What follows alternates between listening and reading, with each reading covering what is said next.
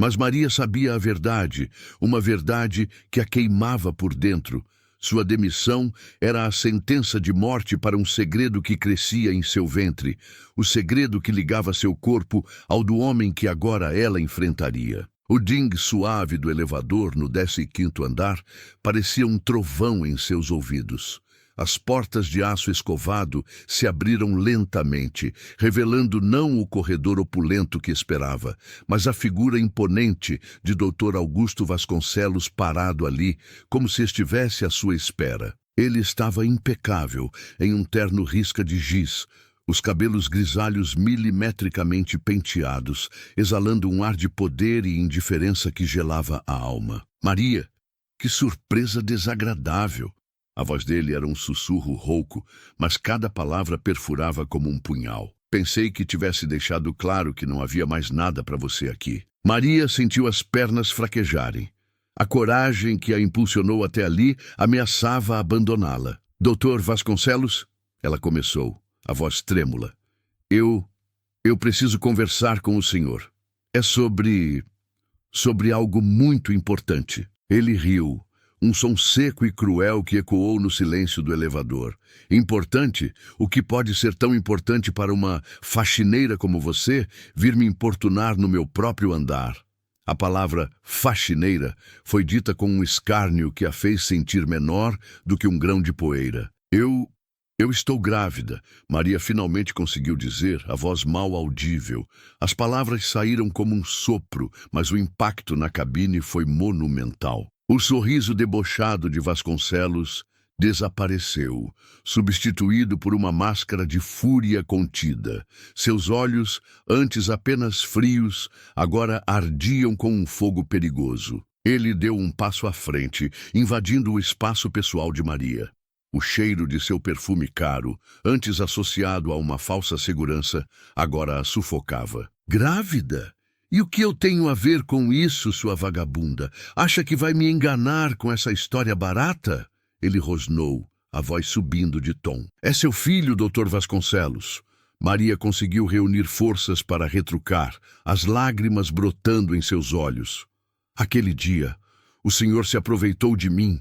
Eu não queria, e agora o senhor me demite, me joga na rua, grávida e sem nada. As palavras dela foram como um gatilho. O rosto de Vasconcelos se contorceu em uma careta de ódio puro. Sua rameira, como ousa? Acha que pode vir aqui e me chantagear com uma mentira tão sórdida? Ele ergueu a mão, não para gesticular, mas para desferir um golpe. Maria encolheu-se, esperando o impacto, mas ele parou no ar por um segundo, os olhos injetados de sangue. Eu não estou mentindo. Ela gritou, o desespero tomando conta. Eu só quero que o senhor reconheça, que me ajude pelo amor de Deus. O golpe veio então seco e violento. O som do tapa ecoou na cabine de metal, ensurdecedor. A cabeça de Maria girou para o lado e uma dor aguda explodiu em sua face. Ela cambaleou, as costas batendo contra a parede fria do elevador. A boca encheu-se com o gosto metálico do sangue. Você nunca mais vai me chantagear. Vasconcelos rugiu, os punhos cerrados. Ele a empurrou com força, fazendo-a perder o equilíbrio e cair desajeitadamente no chão frio do elevador. A bolsa dela voou para longe, espalhando alguns poucos pertences pelo chão. Lágrimas grossas escorriam pelo rosto de Maria, misturando-se com o sangue do lábio ferido. Ela se encolheu, protegendo a barriga ainda imperceptível, como se o agressor pudesse de alguma forma atingir a vida que ela carregava. A luz fria do elevador refletia nas lágrimas de Maria e no brilho gélido do olhar de Vasconcelos. Ele a observava do alto, a respiração ofegante, uma figura sombria pairando sobre ela. As câmeras de segurança, discretamente posicionadas nos cantos superiores da cabine, capturavam cada frame daquela cena brutal, testemunhas silenciosas de uma violência que transcendia o físico. O elevador, projetado para subir e descer, tornou-se um palco apertado para a exposição de uma crueldade que há muito tempo se escondera nas sombras do poder e da impunidade. Maria sentia a dor em sua face, o formigamento em seu corpo, mas mais do que tudo, sentia a humilhação profunda. Aquele homem que a havia explorado e depois descartado, agora a agredia sem remorso. No entanto, enquanto as lágrimas escorriam, uma faísca de algo novo, algo indomável, começou a crepitar dentro dela. A dor despertou uma fúria que ela nunca soubera que possuía. Naquele chão frio, sob o olhar desdenhoso de seu agressor, Maria não era mais a faxineira assustada. Era uma leoa ferida, uma mãe protegendo sua cria. E no fundo de seu ser, uma certeza se formou. Ele não a destruiria.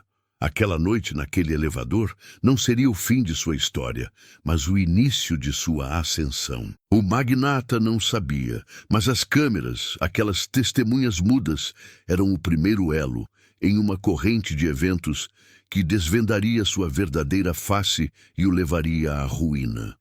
O jogo apenas havia começado. O corpo de Maria, estirado no chão frio do elevador, parecia um mapa de dores recém-adquiridas.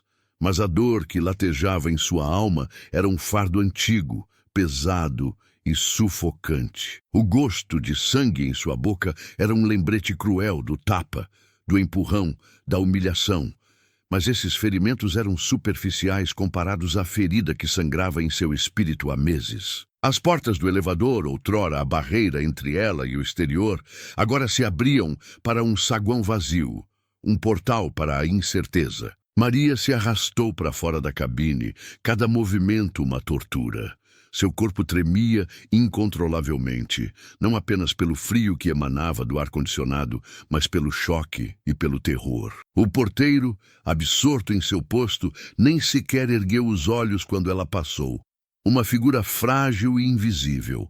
A invisibilidade que antes a protegia em seu trabalho, agora a feria profundamente. Ninguém via sua dor, ninguém ouvia seu grito silencioso. Do lado de fora do Torres do Éden, o caos noturno de São Paulo a engoliu. Buzinas, risadas, a vida pulsando em um ritmo alheio ao seu desespero. Ela caminhou sem rumo, os pés descalços dentro dos sapatos surrados, a bolsa pendurada de forma desajeitada em seu ombro. O vento frio parecia zombar de sua miséria, chicoteando os cabelos e as lágrimas secas em seu rosto. Não havia para onde ir. Sua pequena kitnet, um cubículo apertado que ela chamava de lar, estava alugada para outra pessoa a partir do dia seguinte. Sem emprego, sem dinheiro, sem futuro. A demissão, ocorrida há apenas 2 dias, fora um golpe brutal. A secretária de Dr. Vasconcelos a abordara com um semblante frio, um cheque de indenização em mãos e palavras vagas sobre reestruturação de equipe. Mas Maria sabia a verdade cruel por trás daquele eufemismo. Era a barriga, ainda discreta sob o uniforme, que traíra seu segredo. A gravidez, descoberta por Vasconcelos de forma impiedosa, era a sentença de morte para seu emprego. Mas a gravidez não era apenas um motivo para a demissão.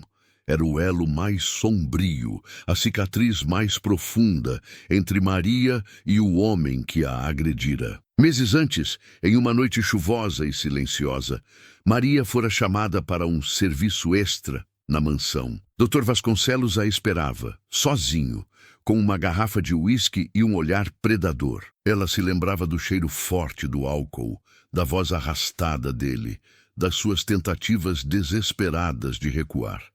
A hierarquia, o medo de perder o emprego que sustentava não só a ela, mas também seus pais adoentados no interior, a haviam paralisado. Ele a havia forçado, transformando a segurança da mansão em um cativeiro de horror.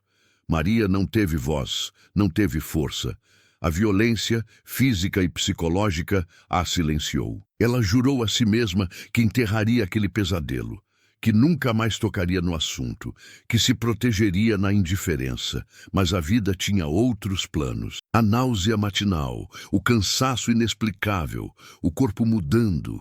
A verdade veio à tona, inescapável e aterrorizante. Ela estava grávida, do homem que a abusara. O choque inicial deu lugar a um pânico avassalador. Como ela, uma faxineira sem recursos, criaria um filho? E como suportaria carregar a imagem daquele monstro em seu próprio ventre? O desespero era uma jaula, prendendo-a em uma solidão insuportável. Maria não queria vingança, não ainda. Naquela noite ela procurava por Dr. Vasconcelos para implorar, sim, implorar. Não por amor, não por compaixão, mas por algum tipo de reconhecimento. Queria que ele olhasse nos olhos dela, que visse a vida inocente que ele havia ajudado a criar e que oferecesse alguma ajuda, algum suporte financeiro para o futuro da criança. Ela não pedia o céu, pedia o mínimo para que seu filho não nascesse na miséria absoluta, sem nome, sem futuro. Sentada em um banco de praça úmido, as luzes dos arranha-céus pareciam brilhar com uma indiferença cruel. O celular de Vasconcelos, que ela havia pegado instintivamente no elevador, parecia um peso em sua bolsa. Uma pequena semente de esperança. Talvez, apenas talvez, aquele aparelho contivesse algo, alguma prova, algo que pudesse virar o jogo. Mas a ideia parecia absurda. Ela, uma simples faxineira, contra um império. A dor física em seu rosto e a ressaca emocional do abuso, da demissão e da agressão mais recente a esmagavam. Seus olhos se fecharam e ela permitiu que as lágrimas que segurara por tanto tempo rolassem livremente. O choro era convulsivo, vindo do fundo de sua alma ferida. Mas no meio do desespero, uma voz sussurrou em sua mente, uma voz que não era dela, mas da vida que crescia em seu ventre. Por mim, parecia dizer o sussurro silencioso, lute por mim. Essa voz, ainda que imaginária, era um fio tênue de força. A criança que era a causa de sua dor e humilhação também era a semente de sua resistência. Ela não podia se render. Não podia deixar que aquele monstro esmagasse não apenas sua vida, mas a vida inocente que ela carregava. A raiva começou a se misturar com as lágrimas. Uma chama fria e determinada acendendo-se em seu peito. A humilhação no elevador, o sangue em sua boca, as verdades sombrias que ela guardava. Tudo isso não seria em vão. Maria ergueu a cabeça, as pálpebras inchadas, mas os olhos agora com um brilho diferente. Não era mais apenas o desespero. Era uma resolução feroz. Ela não sabia como, mas ele pagaria. Por cada lágrima, por cada dor, por cada humilhação. E, acima de tudo, pela vida que ela carregava, que merecia nascer em um mundo onde a justiça, por mais lenta que fosse, pudesse alcançá-lo. A jornada seria longa e perigosa, mas Maria, a faxineira invisível, estava prestes a se tornar uma força imparável. O jogo, de fato, havia apenas começado. A noite em São Paulo engoliu Maria como um monstro faminto. As luzes da cidade, que antes pareciam promessas de um futuro melhor, agora brilhavam com uma indiferença cortante, como estrelas zombando de sua desgraça. Ela se arrastava pelas calçadas úmidas e sujas, cada passo um esforço excruciante, cada respiração um lamento silencioso. O vento frio parecia perfurar seus ossos, mas era o frio em sua alma que a paralisava. Mais do que os hematomas que começavam a surgir em seu rosto. O corpo de Maria carregava as marcas visíveis da agressão. O lábio inchado e cortado, o roxo escurecendo a maçã do rosto, a dor pulsante em sua cabeça. Mas eram as marcas invisíveis que a sufocavam, as feridas abertas em sua alma que sangravam sem parar. O trauma do abuso, a humilhação da demissão, a violência no elevador, tudo se misturava em um turbilhão de desespero.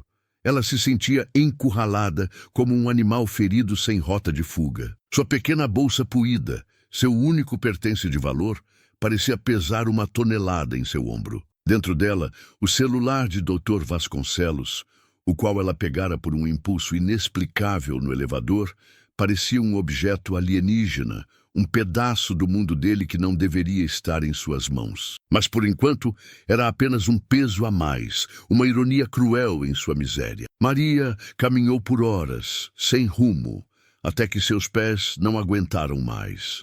Encontrou abrigo em um ponto de ônibus deserto, onde se encolheu no canto, tentando se tornar invisível para o mundo. O cheiro de poluição e a umidade do ar se misturavam ao odor de suor e sangue seco.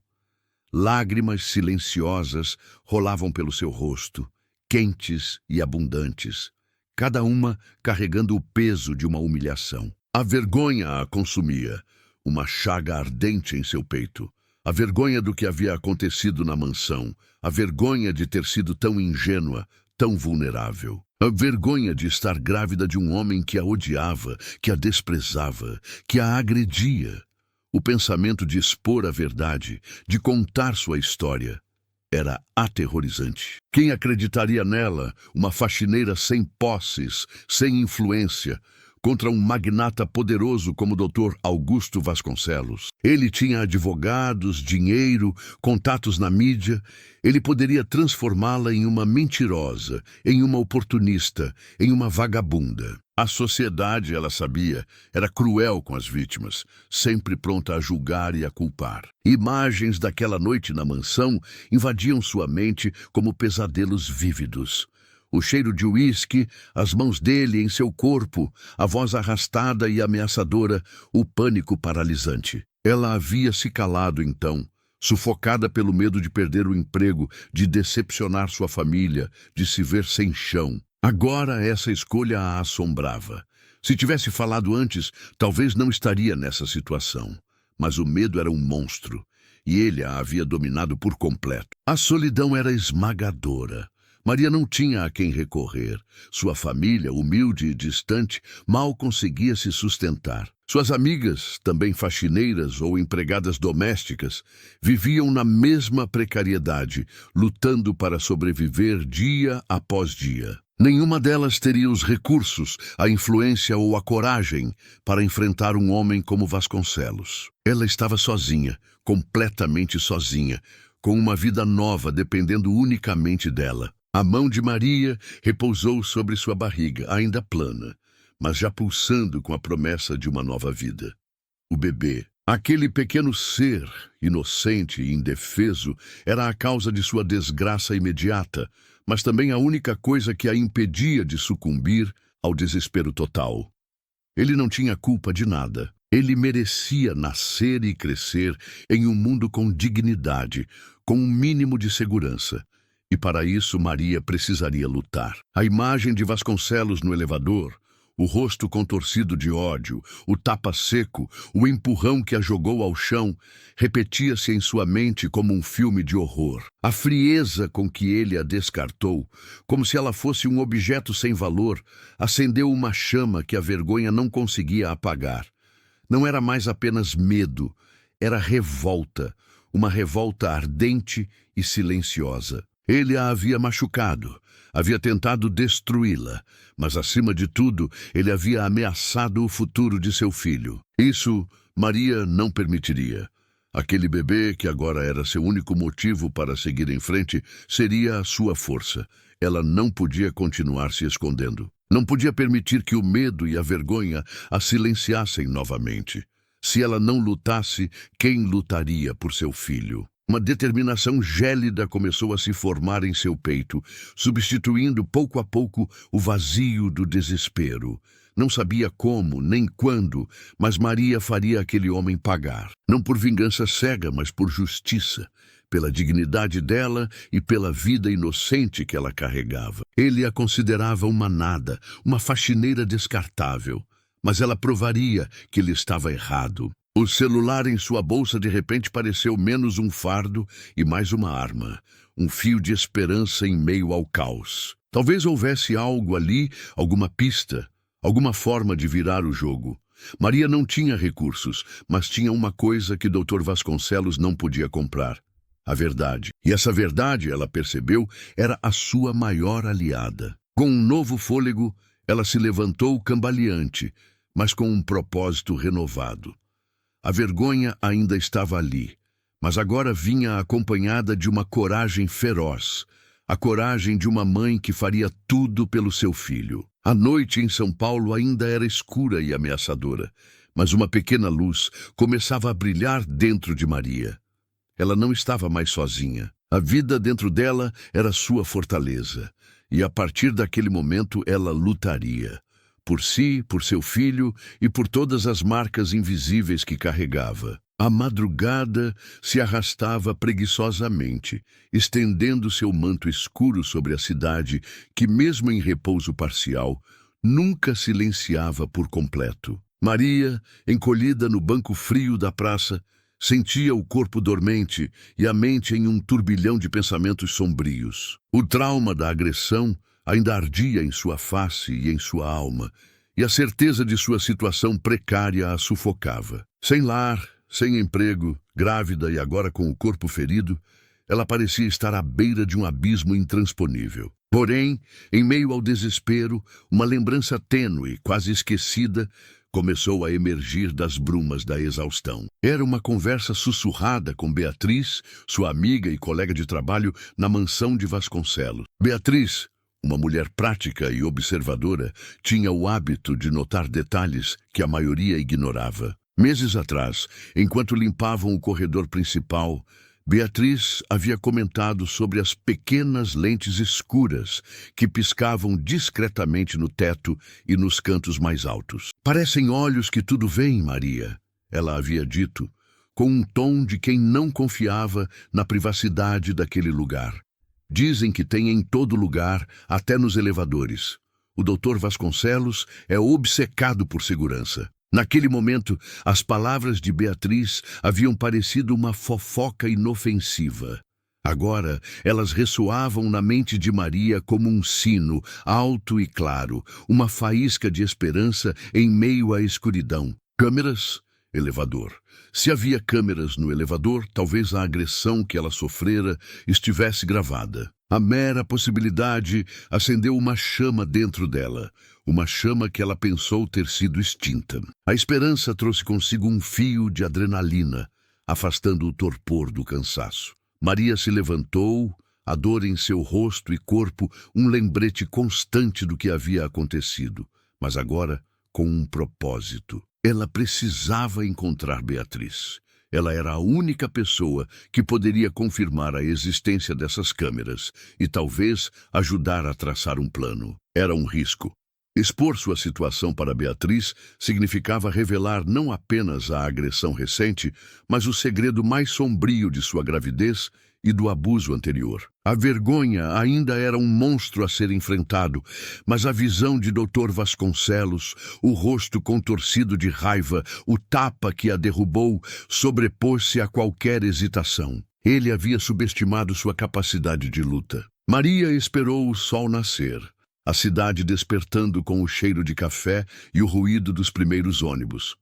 Usou suas últimas moedas para pagar uma ligação em um orelhão. O coração batia descompassado enquanto discava o número de Beatriz. A voz sonolenta da amiga do outro lado da linha trouxe um alívio momentâneo, rapidamente substituído pela urgência da situação. Maria pediu para encontrá-la, explicando brevemente que era algo muito sério. Elas se encontraram em uma lanchonete simples, longe dos olhos curiosos da alta sociedade.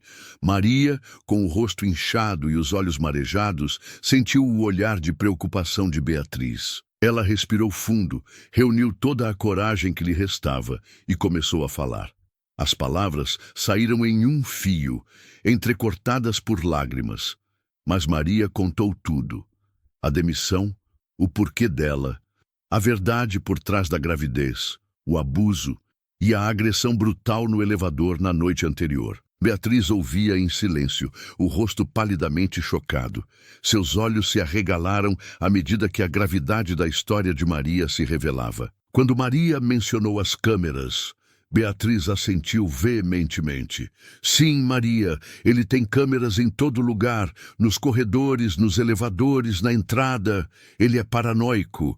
Diz que é para a segurança, mas é mais para controlar tudo e todos." A confirmação de Beatriz foi como um bálsamo. Maria sentiu um alívio imenso, misturado a uma nova onda de determinação. "Eles devem ter gravado tudo, Bia. A agressão, o que ele me disse, tudo." Maria se inclinou na mesa, a voz embargada pela emoção. "Se eu conseguir essa gravação, Bia, eu tenho uma prova. Eu posso ter justiça." Beatriz, ainda chocada, processava as informações. Mas como? Ninguém tem acesso a essas gravações a não ser a equipe de segurança e o próprio Vasconcelos. E eles são fiéis a ele, Maria.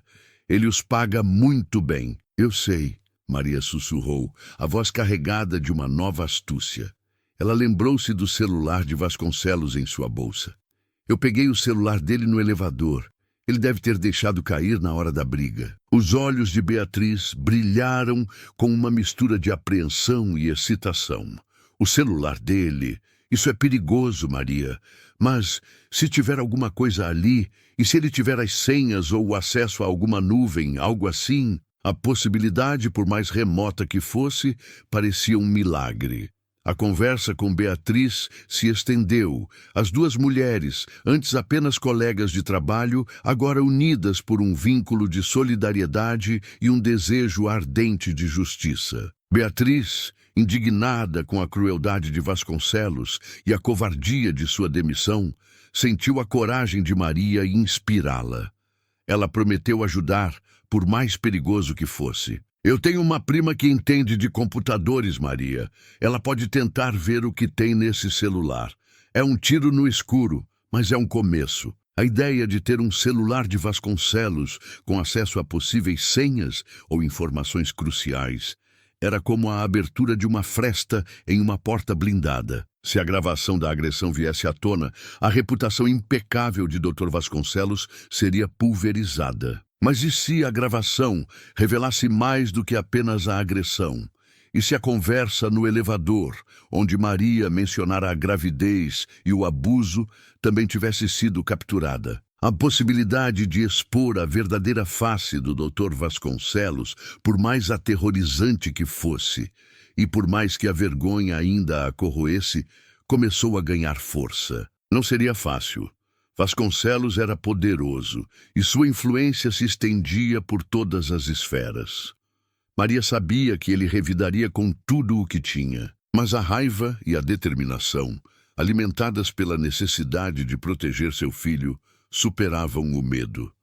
Ela não estava mais sozinha. Tinha Beatriz e a promessa de uma ajuda inesperada. Naquele dia, Maria não apenas encontrou uma amiga, mas um propósito.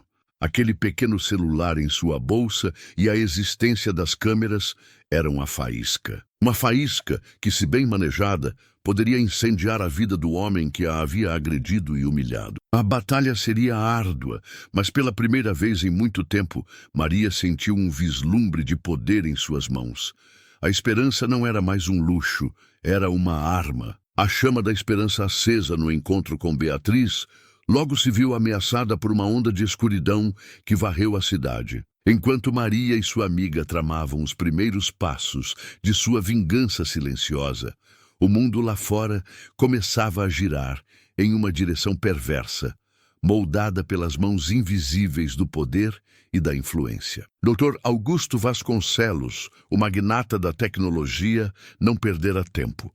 O incidente no elevador, longe de ser um segredo, tornava-se matéria nos principais veículos de comunicação de São Paulo, mas de uma forma que revirava o estômago de Maria. Os noticiários matinais, os portais de notícias e as colunas sociais, antes meros ruídos de fundo na vida de Maria, agora vomitavam uma narrativa distorcida e cruel. O rosto impecável de Vasconcelos, com sua habitual expressão séria e inabalável, aparecia em manchetes que o pintavam como a vítima de uma conspiração. Magnata da tecnologia sofre tentativa de extorsão por ex-funcionária. Lia-se em um dos principais jornais. Outro portal, com um tom mais sensacionalista, vociferava: funcionária demitida ataca empresário em elevador de luxo. A dor física dos hematomas de Maria parecia insignificante perto da dor que aquelas palavras infligiam em sua alma. A cada notícia, o nó em sua garganta apertava e a raiva se misturava ao desespero. Vasconcelos, com seu vasto poder e uma equipe de relações públicas afiada, manipulava a opinião pública com maestria. Maria, a faxineira invisível, era agora a antagonista de sua própria história, transformada em uma vilã calculista e instável. Ele a retratava como uma funcionária desequilibrada, demitida por incompetência e comportamento inadequado, que, em um acesso de fúria e vingança, tentara agredi-lo. Não havia menção à gravidez, muito menos ao abuso. A única verdade que importava para o império de Vasconcelos era a sua reputação impecável. E para mantê-la, ele esmagaria quem quer que estivesse em seu caminho. Maria, sem acesso à internet ou à televisão, ouvia os comentários das poucas pessoas com quem cruzava, em ônibus e nas ruas. Sussurros, olhares de desprezo, a fofoca se espalhava como um incêndio. Aquela faxineira, que absurdo, queria arrancar dinheiro dele. É por isso que não se deve confiar em gente assim. Cada palavra era um estilete em seu coração já ferido. O isolamento, que já era um fardo, tornou-se uma prisão. Ela se sentia sozinha contra o mundo, sem voz para gritar sua verdade. A imprensa, sedenta por escândalos, e mais ainda por anúncios pagos por Vasconcelos, engolia a versão dele sem questionar. Entrevistas com fontes próximas ao magnata, que na verdade eram seus assessores, corroboravam a narrativa. O Dr. Vasconcelos é um homem íntegro, dedicado à filantropia. É lamentável que alguém tente manchar sua imagem por ganância, declarava um porta-voz com uma seriedade teatral. Maria via as imagens de Vasconcelos, o semblante de vítima, os olhos expressando uma falsa tristeza pelo acontecido. Era uma atuação perfeita, digna de um Oscar. O contraste entre a imagem pública e a realidade do homem que a agrediu era grotesco, revoltante. Como ele podia ser tão cínico? Como o mundo podia ser tão cego? As noites eram longas e torturantes. Maria, agora abrigada temporariamente na casa de Beatriz, tentava dormir, mas o rosto de Vasconcelos a perseguia em pesadelos. O tapa, o empurrão, as palavras cruéis e a sensação de impotência, de ser esmagada por uma máquina de mentiras que ela não tinha como combater. Não se preocupe, Maria. É tudo mentira. A gente sabe a verdade. Beatriz tentava consolá-la, mas a voz dela parecia fraca diante da avalanche de notícias negativas. Maria sentia o peso do mundo em seus ombros, e a vergonha que a consumia antes agora se misturava com uma raiva fria e inabalável. O celular de Vasconcelos, que ainda estava com Maria, parecia um objeto de escárnio. Como um pequeno aparelho poderia lutar contra um império midiático? Mas no fundo de seu desespero, a chama da revolta queimava mais forte. Ele a subestimara. Pensara que sem dinheiro e sem voz, ela seria silenciada e desapareceria. Mas ele não contava com a força de uma mãe. A ideia de expor a verdade, que antes parecia aterrorizante, agora era a única saída. A vergonha de reviver o abuso ainda a assombrava. Mas a indignação, por ser publicamente difamada, por ter sua história virada de cabeça para baixo, era maior. Ela não poderia permitir que seu filho nascesse em um mundo onde a mentira de um homem poderoso pudesse esmagar a verdade de uma mulher inocente. Na manhã seguinte, enquanto a mídia continuava a martelar sua imagem, Maria olhou para o próprio reflexo no espelho. Os hematomas ainda estavam lá, mas em seus olhos uma determinação férrea havia substituído a tristeza. A opinião pública podia estar contra ela, o mundo podia acreditar nas mentiras de Vasconcelos, mas Maria sabia a verdade. E essa verdade, ela prometeu a si mesma, seria sua maior arma. As teias da mentira de Vasconcelos eram densas, mas Maria estava prestes a rasgá-las, custe o que custar. E batalha midiática era apenas o começo. A madrugada deu lugar a um amanhecer cinzento sobre a casa de Beatriz. Maria, sentada à mesa da cozinha, com uma xícara de café frio nas mãos, sentia o peso das manchetes da manhã anterior ainda esmagando seu peito. As palavras de Vasconcelos, ecoando nos jornais, transformavam-na na vilã da história, uma perseguidora oportunista. O mundo, ou pelo menos o mundo que consumia as notícias, parecia acreditar piamente em sua versão distorcida. Não podemos ficar paradas, Maria, disse Beatriz, quebrando o silêncio pesado. Seus olhos, embora cansados, tinham um brilho de determinação. Minha prima, A Letícia. Ela conseguiu acessar algumas coisas no celular dele. Nada das câmeras ainda, mas achou uns e-mails estranhos, uns contatos de gente que ele não deveria estar se encontrando. E encontrou uma foto antiga de uma outra moça que trabalhava na casa dele há uns anos.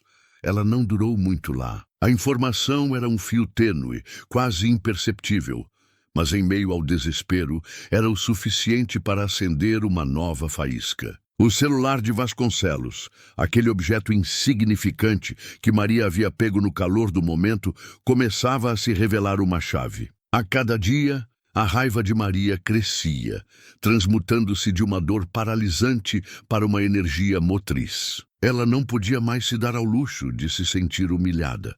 Havia uma vida dentro dela, e por essa vida ela lutaria. Beatriz, então, revelou ter um conhecido, um antigo colega de faculdade que havia se tornado advogado. Ele é jovem, Maria, mas é bom.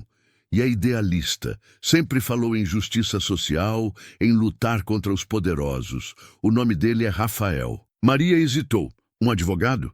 Ela, sem um tostão, com a reputação já manchada pela mídia, que advogado aceitaria seu caso? Ele não cobra a primeira consulta, Beatriz insistiu, percebendo a dúvida de Maria. Explica a ele o que aconteceu.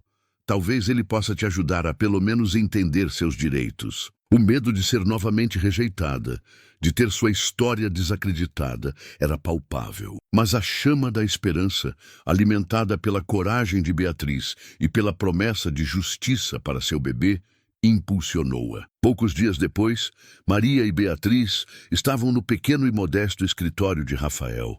Ele era jovem, de fato, com cabelos encaracolados e óculos que desciam pelo nariz. Seu semblante era sério, mas havia uma luz de inteligência e empatia em seus olhos. Enquanto Maria, com a voz embargada e as mãos tremendo, contava sua história, desde o abuso na mansão até a agressão no elevador e a campanha de difamação na mídia, Rafael a ouvia com uma atenção que ela jamais imaginaria receber. Ele não a interrompeu, não a julgou, apenas a notava, seus olhos fixos nela, como se cada palavra fosse crucial. Quando Maria terminou, o silêncio na sala era pesado. Rafael tirou os óculos e esfregou os olhos, pensativo. Maria, ele começou, a voz calma, mas firme.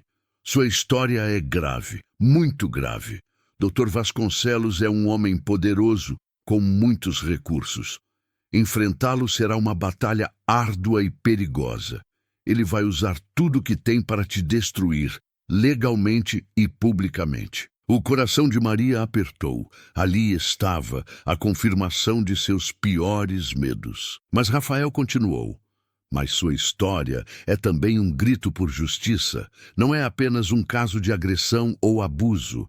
É sobre o abuso de poder, sobre a impunidade dos ricos e a vulnerabilidade dos que não têm nada. Se não lutarmos contra isso, Maria, esse padrão nunca vai mudar. E o que você tem, o que ele não tem é a verdade. Aquelas palavras, a verdade, ecoaram na mente de Maria. Era um bálsamo para sua alma ferida. Pela primeira vez, alguém a via não como uma vítima fraca, mas como uma portadora da verdade. Rafael prometeu lutar, não por dinheiro, mas por princípio. Ele viu em sua história a oportunidade de expor um sistema falho. Na mesma semana, Rafael apresentou Maria a uma aliada inesperada. Carolina Dias, uma jornalista investigativa conhecida por sua ferocidade e seu faro para grandes histórias. Carolina não era como os jornalistas que haviam difamado Maria. Ela era incisiva, com um olhar penetrante que parecia enxergar através das máscaras. Ela já tinha algumas pistas sobre Vasconcelos, boatos sobre seu temperamento explosivo e sua predileção por silenciar qualquer um que o contrariasse. No primeiro encontro, Carolina foi direta. Maria, eu acredito em você, mas não é suficiente. Precisamos de provas concretas. O celular do Vasconcelos, as câmeras do elevador, isso é ouro. Mas ele vai apagar tudo. Precisamos agir rápido e com inteligência. A ideia de ter seu rosto exposto, de sua história íntima ser destrinchada pela mídia, ainda a aterrorizava. Mas a certeza de que Carolina era uma aliada, não uma inimiga, fez a diferença. Carolina prometeu não usar sua história até que tivessem provas irrefutáveis e um plano de ação sólido. Ela sabia que a exposição prematura poderia colocar Maria em ainda mais perigo. Juntos, Rafael, Carolina, Maria e Beatriz formaram uma aliança improvável. Um advogado idealista, uma jornalista investigativa, uma faxineira traumatizada e uma amiga leal. Eles começaram a traçar um plano meticuloso. Rafael trabalharia na estratégia legal, preparando o terreno para uma futura ação judicial. Carolina, com sua rede de contatos, buscaria mais informações sobre Vasconcelos, desenterrando outros segredos e vítimas. Beatriz e sua prima, Letícia, tentariam extrair o máximo de informações do celular de Vasconcelos, buscando qualquer indício que pudesse corroborar a história de Maria. Sabiam que enfrentar Dr. Vasconcelos seria uma batalha árdua e perigosa. Ele tinha poder, dinheiro e influência. Eles tinham apenas a verdade e a determinação de lutar contra a injustiça. Mas pela primeira vez desde a agressão, Maria não se sentiu mais sozinha. A solidão que a consumia deu lugar a uma sensação de propósito. Ela tinha uma equipe, uma causa.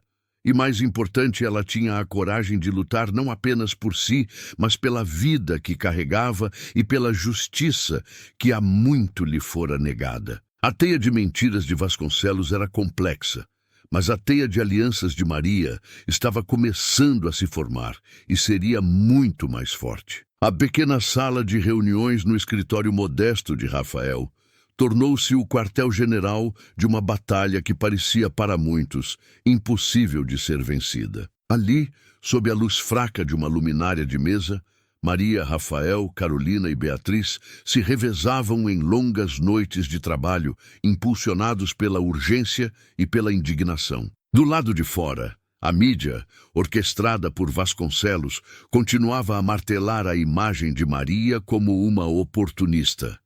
Mas dentro daquele espaço confinado, a verdade começava a ganhar corpo, tijolo por tijolo. O celular de Dr. Vasconcelos, um objeto que Maria havia pegado por um impulso no elevador, revelou-se uma mina de ouro. Letícia, a prima de Beatriz, uma hacker autodidata com um talento surpreendente para desvendar sistemas, mergulhou nos dados do aparelho. Ela não era uma profissional de segurança cibernética, mas sua curiosidade e persistência eram implacáveis.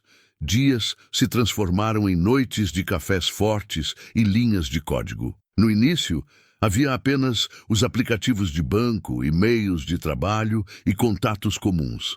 Mas Letícia sabia que por trás da fachada polida haveria algo mais, e ela estava certa. Escondidas em pastas criptografadas, sob nomes genéricos, surgiram conversas suspeitas, transferências de grandes somas de dinheiro para contas desconhecidas e, o mais estarrecedor, imagens e vídeos apagados que, com técnicas de recuperação de dados, começaram a reaparecer. Esses vídeos eram perturbadores, não eram explícitos, mas mostravam mulheres em situações de vulnerabilidade, algumas visivelmente desconfortáveis, na mansão de Vasconcelos. As datas correspondiam a períodos em que Maria sabia que essas mulheres haviam trabalhado para ele, geralmente em contratos de curto prazo, de faxina ou serviços avulsos. O comportamento de Vasconcelos era sempre o mesmo. A insistência em que ficassem até tarde, a oferta de bebidas, o ar de falsa cordialidade que se tornava ameaçador quando as mulheres tentavam recusar seus avanços. Não eram provas diretas de abuso sexual, mas eram indícios perturbadores de um padrão de conduta predatório. Enquanto Letícia trabalhava no celular, Carolina, a jornalista, usava sua rede de contatos para desenterrar informações sobre o passado de Vasconcelos. Ela batia em portas que poucos ousariam tocar, entrevistando ex-funcionários, vizinhos e até mesmo antigos parceiros de negócios. Muitos falavam apenas em sussurros, com medo das repercussões. O nome de Vasconcelos evocava temor. Sua influência se estendia por todas as esferas. e ele não hesitava em usar seu poder para silenciar quem o desafiasse. Mas Carolina era persistente. Ela descobriu um padrão. Várias mulheres jovens, sempre de origem humilde, que haviam trabalhado para Vasconcelos ao longo dos anos, haviam saído de seus empregos abruptamente. Muitas delas haviam desaparecido do radar, mudado de cidade ou simplesmente sumido da vida pública.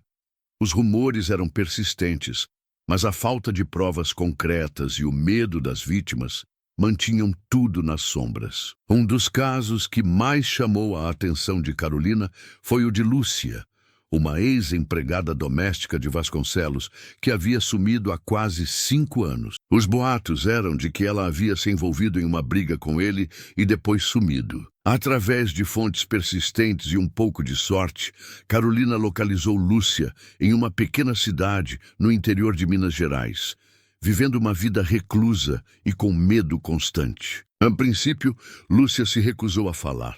O trauma ainda era palpável em seus olhos. Mas Carolina, com a sensibilidade de quem entendia a dor de Maria, conseguiu quebrar a barreira do medo. Lúcia revelou uma história assustadoramente similar à de Maria. Um abuso de poder, um assédio persistente que culminou em uma agressão física quando ela tentou resistir. Lúcia não estava grávida, mas o medo de Vasconcelos a fez fugir, e ele apagou uma quantia considerável para que ela assinasse um acordo de confidencialidade, silenciando-a para sempre. A revelação de Lúcia foi um choque para Maria. Ela não estava sozinha. Havia outras vítimas. A agressão no elevador era, como Rafael havia dito, apenas a ponta do iceberg de um caráter distorcido e de um padrão de comportamento abusivo que Vasconcelos mantinha há anos. A raiva de Maria se intensificou, mas agora vinha acompanhada de uma determinação ainda maior.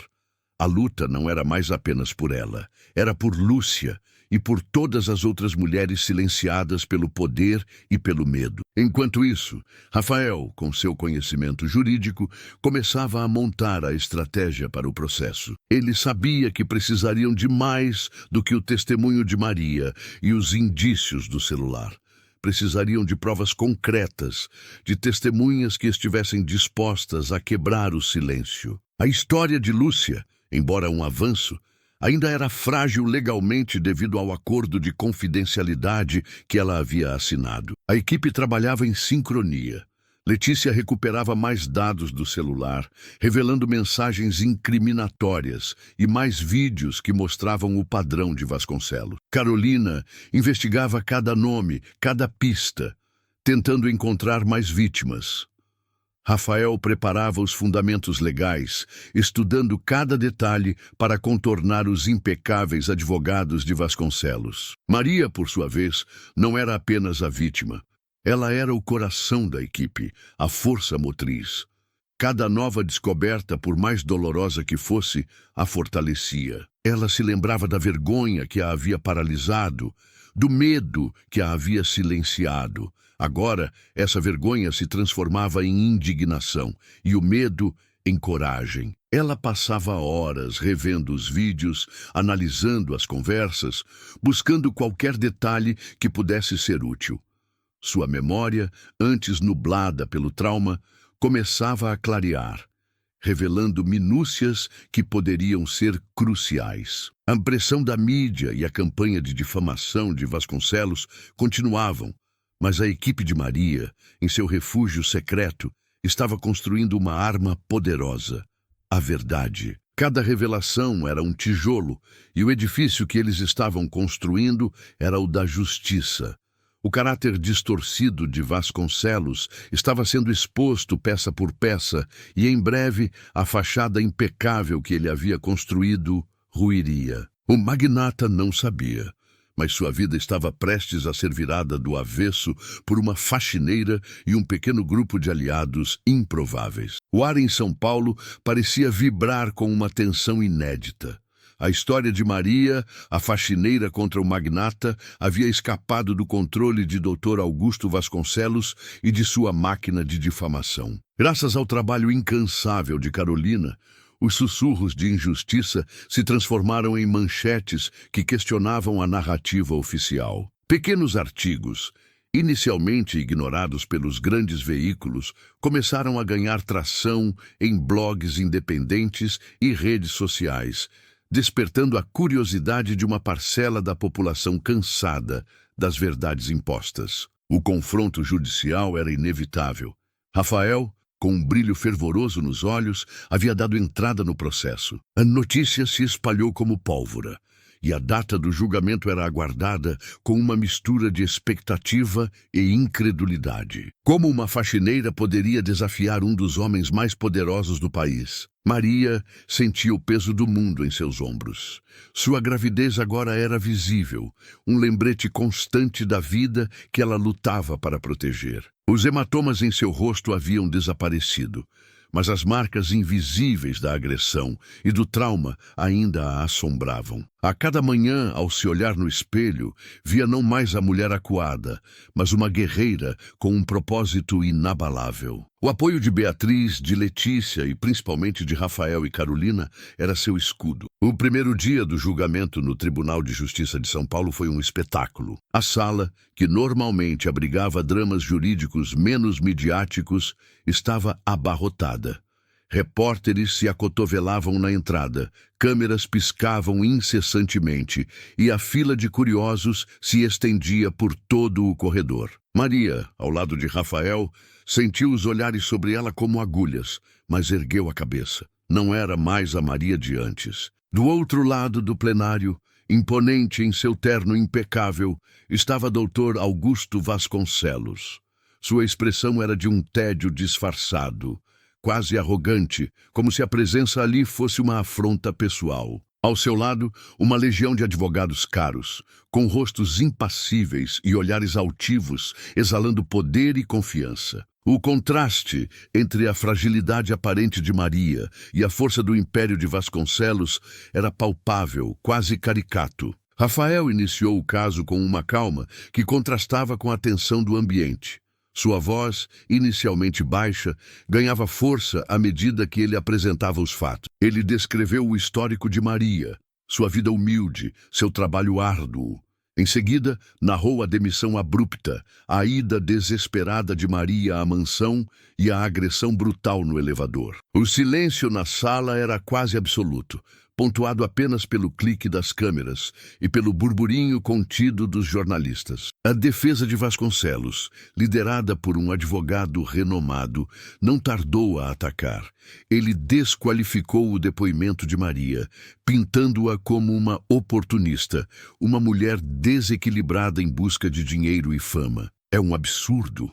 Minha cliente é uma mulher íntegra, com uma reputação ilibada, que está sendo vítima de uma chantagem barata. A senhora Silva é uma fabuladora, uma mulher desesperada que quer se aproveitar da generosidade de um homem de bem, bradou o advogado de defesa, com uma veemência que tentava sufocar qualquer dúvida. Os dias seguintes foram uma montanha-russa de emoções.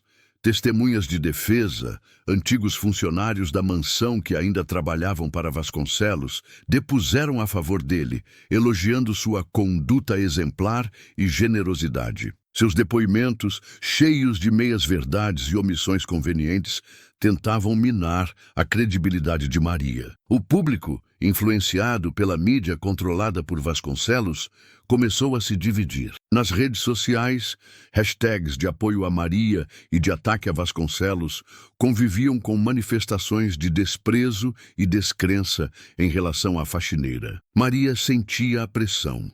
Os olhares de desconfiança, as piadas nos corredores, a sensação de que, mesmo no tribunal, ela era a julgada, não a vítima. Mas em cada momento de fraqueza, ela tocava a barriga, buscando força na vida que crescia dentro dela. Aquela criança era o seu combustível, o seu lembrete de que não podia desistir. Um dos momentos mais dramáticos foi quando Maria foi chamada para depor. Rafael a preparou, mas nada podia prepará-la para o escrutínio implacável da defesa. O advogado de Vasconcelos a questionou sobre cada detalhe de sua vida, de seu passado humilde, de sua situação financeira precária, tentando insinuar que ela estava agindo por desespero e ganância. Ele insinuou que a gravidez poderia ser de outro homem, que a agressão era uma invenção para chantagear seu cliente. Maria, apesar do nervosismo, manteve-se firme. Ela respondeu a cada pergunta com a verdade, sua voz embargada pela emoção, mas carregada de uma convicção inabalável. Eu não estou mentindo. Eu só quero justiça para o meu filho, ela disse, olhando diretamente para o juiz, as lágrimas escorrendo pelo rosto, mas sem quebrar o olhar. A emoção genuína de Maria pareceu tocar alguns no tribunal, criando um silêncio pensativo. O ponto de virada veio quando Rafael conseguiu a autorização para apresentar as evidências digitais que Letícia havia recuperado do celular de Vasconcelos. O advogado de defesa argumentou veementemente contra a inclusão, chamando-as de provas ilícitas e fabricadas. Mas Rafael, prevendo isso, havia preparado uma argumentação sólida sobre a validade das provas, já que o celular foi encontrado por Maria no local do crime. A exibição dos vídeos recuperados, embora não mostrassem diretamente o abuso, revelava o padrão de comportamento predatório de Vasconcelos. Mulheres desconfortáveis, tentativas de abordagem e a forma como ele as controlava era um indício. A cada vídeo, a tensão na sala aumentava. O semblante de Vasconcelos, antes impassível, começou a demonstrar um ligeiro desconforto, um tremor quase imperceptível em seus olhos. A verdade, pouco a pouco, começava a se manifestar. As teias de mentiras de Vasconcelos, meticulosamente tecidas, estavam começando a se desfazer. A opinião pública, antes cooptada, começava a questionar. A fragilidade de Maria, em vez de ser uma fraqueza, tornou-se sua maior força, sua autenticidade tocando corações. O confronto judicial não era apenas sobre um caso, era sobre a luta por dignidade e por uma verdade que se recusava a ser silenciada. E Maria, no centro do palco, estava determinada a ver a justiça prevalecer. O ar no tribunal estava carregado, mais denso que a névoa matinal em São Paulo. Todos sentiam que o clímax do julgamento se aproximava, uma corda esticada prestes a arrebentar. A fase de inquirição das testemunhas de defesa de Dr. Vasconcelos havia terminado, e embora sua equipe de advogados tivesse tentado pintar Maria como uma mentirosa e oportunista, os pequenos furos em suas narrativas e a inabalável serenidade de Maria, mesmo sob ataques brutais, haviam deixado uma semente de dúvida na mente do público. O dia mais esperado e temido finalmente chegou. O momento em que Maria faria sua revelação mais íntima e dolorosa. Rafael, seu advogado, aproximou-se dela, os olhos transmitindo uma mistura de encorajamento e preocupação. Você não precisa fazer isso se não se sentir pronta, Maria. Podemos apenas usar as evidências. Maria tocou a barriga, agora mais proeminente. O movimento do bebê dentro dela era um lembrete constante de sua força e de seu propósito. Olhou para o fundo da sala, onde Beatriz e Carolina a observavam com olhos marejados, mas cheios de apoio. Do outro lado, a figura arrogante de Dr. Vasconcelos sentava-se com sua habitual pose de desdém, as mãos cruzadas, um sorriso quase imperceptível nos lábios, como se o desfecho já estivesse garantido a seu favor. A visão dele reavivou a chama da revolta em Maria. Eu preciso, Rafael, Maria respondeu, a voz mais firme do que ela própria esperava. Não é só por mim, é por ele. Ela indicou a barriga. E por todas as outras. O juiz bateu o martelo, chamando a atenção. Rafael se levantou e dirigiu-se à corte. Excelência, a defesa de Maria Silva tem uma declaração final de extrema importância. Maria deseja depor sobre os eventos que culminaram na agressão sofrida. O murmúrio se espalhou pela sala. Os advogados de Vasconcelos, pegos de surpresa, trocaram olhares nervosos. Eles sabiam que Maria havia evitado falar abertamente sobre o abuso durante as etapas iniciais, com a estratégia de Rafael sendo a de focar na agressão no elevador e nas evidências de padrão de conduta. A decisão de Maria de quebrar o silêncio naquele momento final era um golpe de mestre. Maria caminhou até o púlpito das testemunhas, cada passo parecendo ecoar na sala. A fragilidade de seu corpo contrastava com a força de seu espírito. Seus olhos se fixaram em Dr. Vasconcelos, que pela primeira vez demonstrou um leve desconcerto. Com a voz embargada pela emoção, mas clara e audível, Maria começou a falar. Ela não usou floreios, apenas a verdade nua e crua. Descreveu a noite na mansão, a chuva torrencial, o chamado para o serviço extra. Descreveu o cheiro de álcool, a insistência de Vasconcelos para que ela ficasse, as palavras doces que se tornaram ameaças veladas. Seus olhos se encheram de lágrimas, mas ela não as conteve, permitiu que o sofrimento transbordasse. Eu estava sozinha, cansada e precisava do dinheiro para minha família. Ele me disse para não me preocupar, que eu estaria segura, mas eu não estava, Maria disse, a voz subindo de tom. Ele se aproveitou da minha fraqueza, da minha posição. Ele me forçou e eu fiquei com tanto medo, tanta vergonha, que não contei para ninguém. Um silêncio ensurdecedor caiu sobre a sala. Não se ouvia um alfinete cair. Muitos dos presentes prenderam a respiração. A face de Dr. Vasconcelos, antes controlada, começou a exibir uma leve palidez. Sua mão, que repousava sobre a mesa, apertava-se em um punho cerrado. Maria continuou, sua voz se tornando mais forte a cada palavra, a emoção dando lugar a uma fúria contida. E quando eu descobri que estava grávida, do filho dele, e ele soube, ele me demitiu, me jogou na rua como se eu fosse lixo. Eu fui até lá naquele dia no elevador, não para chantageá-lo, como ele diz. Eu fui implorar por ajuda para essa criança que ele fez, mas que não queria reconhecer. E a resposta dele foi um tapa no rosto de uma mulher grávida. O choque e a indignação eram visíveis nos rostos da plateia. Sussurros de revolta começaram a surgir. Os advogados de defesa tentaram intervir, clamando por irrelevância e declarações infundadas. Mas o juiz, visivelmente afetado pela emoção do depoimento de Maria, permitiu que ela continuasse. Foi então que Rafael apresentou as evidências cruciais. A gravação do elevador, obtida através de um mandado judicial com base nas pistas de Letícia, foi reproduzida. A imagem, embora não mostrasse o momento do abuso, capturava perfeitamente a agressão física no elevador. O tapa, o empurrão, a queda de Maria. E o mais devastador, o áudio nítido de Vasconcelos gritando, grávida! E o que eu tenho a ver com isso, sua vagabunda? E a voz de Maria desesperada, é seu filho, Dr. Vasconcelos. O senhor se aproveitou de mim. O silêncio na sala do tribunal era agora absoluto, pesado, quase sufocante.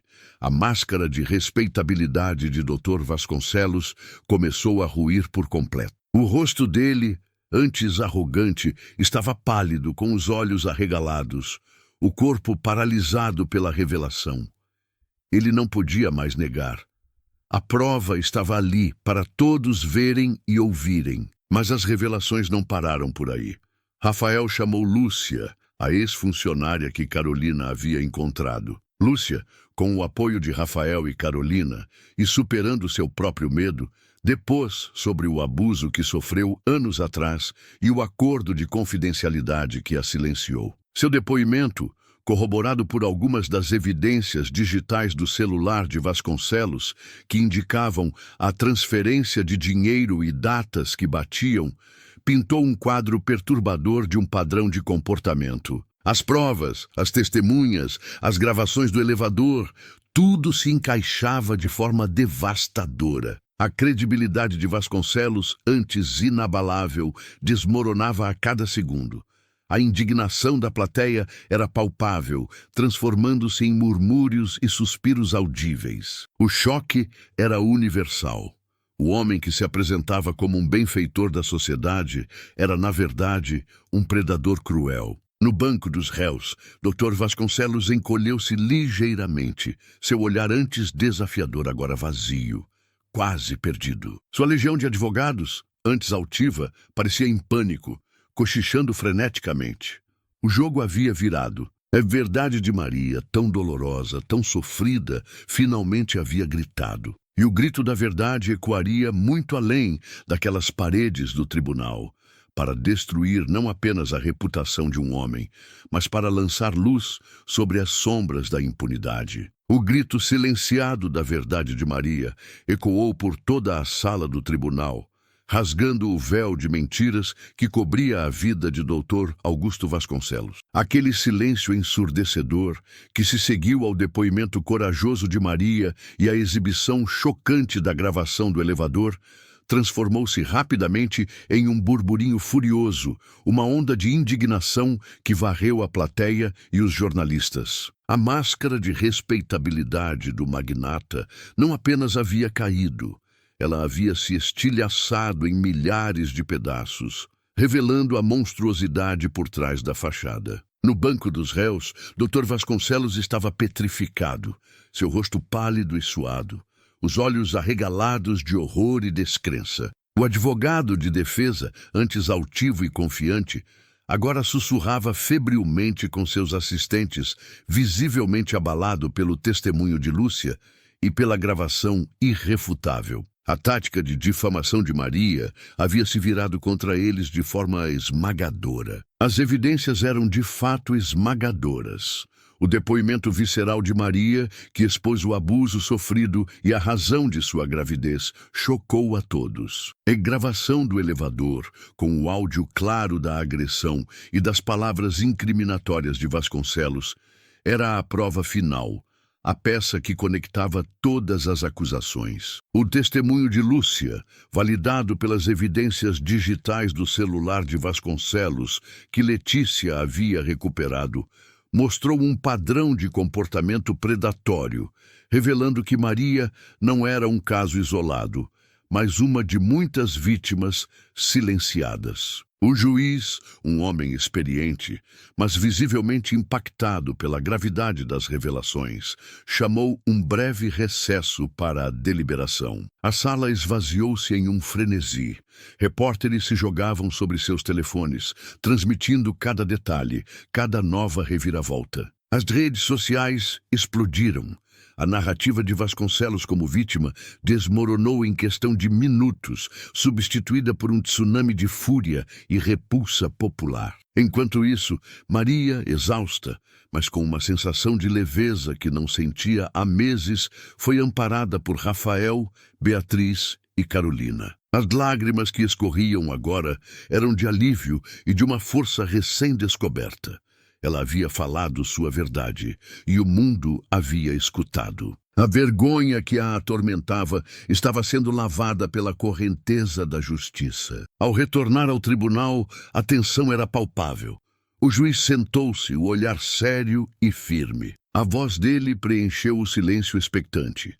Diante das provas irrefutáveis apresentadas por esta corte, incluindo o depoimento corajoso da senhora Maria Silva, o testemunho de outras vítimas e as evidências audiovisuais do incidente no elevador, este tribunal considera o réu, Dr. Augusto Vasconcelos, culpado pelas acusações de agressão e abuso de poder. A palavra culpado ressoou como um trovão na sala, seguida por um suspiro coletivo da plateia. Vasconcelos, que ainda mantinha uma esperança tênue de se safar, desabou em sua cadeira, o rosto contorcido em uma máscara de puro desespero. Seus advogados, até então confiantes, olhavam para o chão derrotados. A condenação veio, implacável.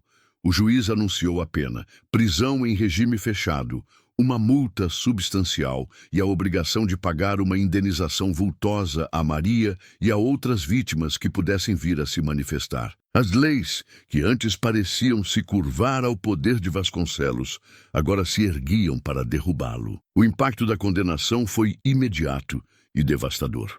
Em questão de horas, a derrocada de seu império começou. As ações de suas empresas de tecnologia despencaram na bolsa de valores. Investidores retiraram seus apoios, contratos foram rompidos e o nome Augusto Vasconcelos, antes sinônimo de sucesso e inovação, tornou-se um símbolo de escândalo e depravação. Seus parceiros de negócios se apressaram em se distanciar, temendo serem arrastados para o olho do furacão. A vida luxuosa de Vasconcelos desmoronou em uma velocidade vertiginosa. Seus bens foram congelados, suas contas bloqueadas. A mansão imponente, antes um símbolo de seu poder, seria vendida para cobrir as indenizações. O homem que se considerava intocável, acima da lei e da moral, era agora um réu condenado, com um futuro sombrio de prisão e desonra. A imagem de Dr. Augusto Vasconcelos, algemado e escoltado para fora do tribunal, foi capturada por uma enxurrada de flashes e câmeras de televisão. Ele tentou cobrir o rosto, mas era tarde demais.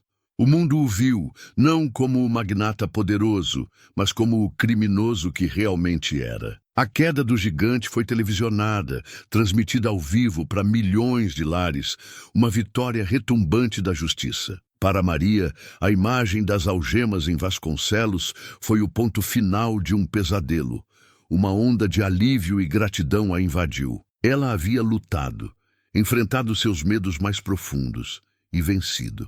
Não era apenas a condenação dele, era a vitória de sua voz, de sua dignidade e da promessa de um futuro para seu filho. O homem que a havia agredido e humilhado perdera tudo: sua reputação, seu império e sua liberdade. E Maria, a faxineira que ele tentou silenciar, havia se tornado a heroína de uma história que ressoaria por muito tempo, um testemunho da força inquebrável de uma mulher. O veredito de condenação de Dr. Augusto Vasconcelos ressoou não apenas nos corredores do tribunal, mas em cada fibra do ser de Maria. Foi como se um peso milenar, um fardo que ela carregara em segredo por tanto tempo, finalmente fosse erguido de seus ombros. Aquele dia, 30 de julho de 2025, marcou um divisor de águas. O choro, antes de desespero e humilhação, agora era de um alívio profundo e de uma gratidão imensa. Ela havia vencido. Não sozinha, mas com a ajuda de uma aliança improvável que a ergueu do abismo. Nas semanas que se seguiram à queda do gigante, a vida de Maria mudou drasticamente. A imprensa, que antes a difamava, agora a procurava com pedidos de entrevista, ansiosa por contar a história da faxineira que derrubou um império. Os jornalistas que, a mando de Vasconcelos, haviam tecido teias de mentiras, agora se apressavam em retificar, buscando redimir-se ao destacar a força e a coragem de Maria. Carolina Dias, sua aliada jornalista, garantiu que a história fosse contada com dignidade e respeito, focando na superação e não na exploração de seu trauma. O apoio que recebeu foi imenso. Mensagens de solidariedade chegavam de todas as partes do Brasil e do mundo. Mulheres que haviam sofrido abusos semelhantes, mas que se calaram por medo e vergonha, encontraram em Maria uma voz e uma inspiração. Cartas, e-mails e doações financeiras modestas, mas significativas, começaram a chegar, oferecendo um porto seguro para ela e seu bebê. Rafael, seu advogado, garantiu que a indenização devida por Vasconcelos fosse direcionada para uma conta segura, administrada com total transparência para o futuro da criança. Maria não era mais apenas uma faxineira demitida. Ela havia se tornado um símbolo de força e resiliência. Sua imagem, antes associada à vulnerabilidade, agora representava a luta contra a injustiça e o poder que a verdade detém. Ela não buscava a fama, mas a fama a encontrou. E Maria, com a humildade que a caracterizava, decidiu usar sua plataforma recém-adquirida para um propósito maior. Com a ajuda de Rafael, que se tornou um amigo leal e conselheiro, Maria começou a planejar o recomeço de sua vida. A primeira coisa foi encontrar um lugar seguro e acolhedor para morar. Longe da opulência das Torres do Éden, ela alugou uma casa simples e charmosa em um bairro tranquilo de São Paulo. Um lar onde ela poderia criar seu filho em paz, livre das sombras do passado. As consultas médicas para o acompanhamento da gravidez, antes um luxo inalcançável, agora eram realizadas com o melhor atendimento. A preocupação constante com a sobrevivência, com o próximo aluguel ou a próxima refeição, foi substituída por uma sensação de segurança e esperança. Maria podia, finalmente, focar em sua saúde e na saúde do bebê, sonhando com um futuro que parecia impossível há poucos meses. O apoio de Beatriz e Letícia foi fundamental. Beatriz, sua amiga e confidente, estava sempre ao seu lado, oferecendo não apenas um ombro amigo, mas também a alegria e a leveza que Maria tanto precisava. Letícia, com sua inteligência e paixão por tecnologia, ajudou Maria a entender o mundo digital, a se conectar com as mensagens de apoio e a organizar os recursos que chegavam. Elas eram sua família escolhida, a prova de que a solidariedade e a amizade podem florescer mesmo nas circunstâncias mais difíceis. Maria começou a participar de palestras e entrevistas, sempre ao lado de Rafael e Carolina. Sua voz, antes trêmula e hesitante, ganhou força e convicção. Ela contava sua história, não com vitimismo, mas com a sabedoria de quem havia superado a dor. Falava sobre a importância de denunciar o abuso, de não se calar diante da injustiça, de buscar ajuda e de confiar na própria força. Eu sei que é difícil, ela diria em um evento, com os olhos marejados, mas o queixo erguido. Eu sei que o medo é grande. Mas a verdade tem uma força que nenhuma mentira, nenhum dinheiro, nenhum poder pode calar. Eu acreditei na minha verdade e ela me salvou. Sua história se tornou um exemplo de que a verdade, por mais dolorosa que seja, sempre encontra um caminho. Era um testemunho vivo de que mesmo nas situações mais desesperadoras, a coragem de uma pessoa pode mudar o curso da história e inspirar milhões. O caso de Maria não foi apenas um processo judicial. Foi um catalisador para discussões sobre abuso de poder, direitos das mulheres e a vulnerabilidade das minorias. A cada dia que passava, Maria sentia-se mais forte, mais confiante. As cicatrizes invisíveis ainda estavam lá, mas agora eram lembretes de sua jornada, não de sua dor. Ela não era mais uma faxineira demitida. Era uma sobrevivente, uma mãe com um propósito e uma voz para aqueles que foram silenciados. O futuro, antes um vácuo de incertezas, agora se abria como um campo fértil de possibilidades. Maria estava florescendo em meio à tempestade, provando que a dignidade e a esperança podem sim triunfar sobre a escuridão. A condenação de Dr. Augusto Vasconcelos foi um marco, um ponto final em um pesadelo, mas para Maria foi apenas o começo de uma nova jornada. Aquele dia no tribunal, 30 de julho de 2025, não foi apenas o fim de um capítulo de dor, mas a abertura de um livro inteiro de propósito e esperança. Longe de desaparecer na obscuridade após sua vitória, Maria compreendeu que sua voz, agora amplificada pela mídia e pela solidariedade pública, tinha um poder imenso. Ela não podia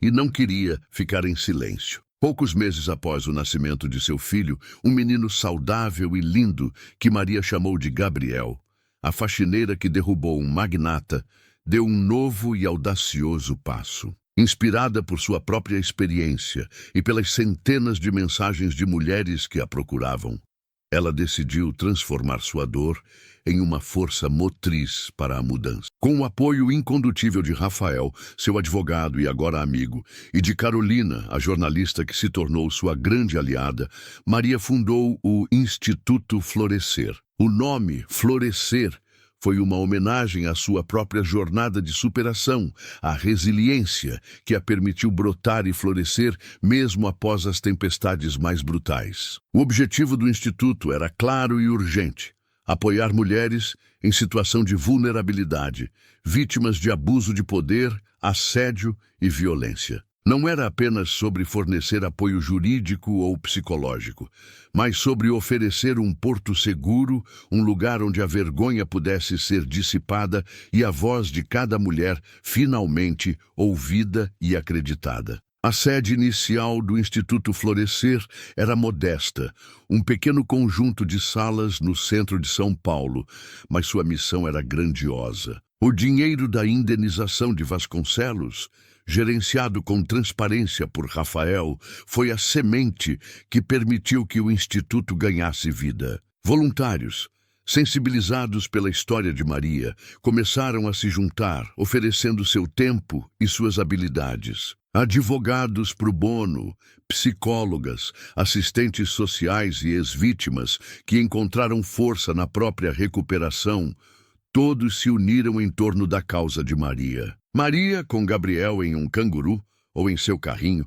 dedicava cada dia ao Instituto. Ela não se via como uma celebridade, mas como uma ativista respeitada, uma ponte entre a dor e a esperança. Sua jornada, de uma simples faxineira agredida a uma defensora dos direitos humanos, inspirou milhões. Ela viajava pelo país, participando de palestras, seminários e campanhas de conscientização.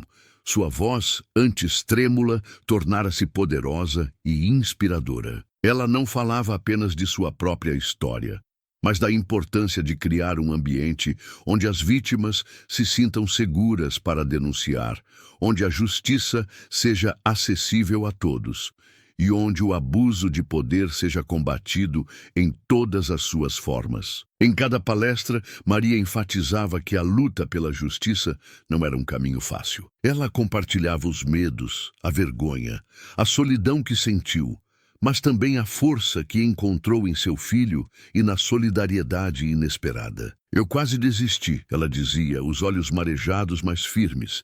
Mas lembrei que não era só por mim, era por todas as Marias, por todas as Lúcias que foram silenciadas. E, acima de tudo, era pelo meu filho, para que ele crescesse em um mundo onde a justiça possa prevalecer. O Instituto Florescer rapidamente se tornou uma referência. Mulheres de todas as idades e classes sociais procuravam Maria e sua equipe. Casos de assédio em ambientes de trabalho, violência doméstica, abuso sexual, o Instituto se tornou um farol de esperança. Muitas vítimas, inspiradas pela coragem de Maria, finalmente quebraram o silêncio, encontrando apoio para buscar seus direitos e reconstruir suas vidas. A história de Maria e do Instituto Florescer começou a ser estudada em universidades e escolas, tornando-se um case de sucesso de ativismo e superação. Documentários foram produzidos, livros escritos. Maria não apenas sobreviveu ao trauma, ela o transcendeu, transformando-o em um propósito que ressoava globalmente. Os anos se passaram.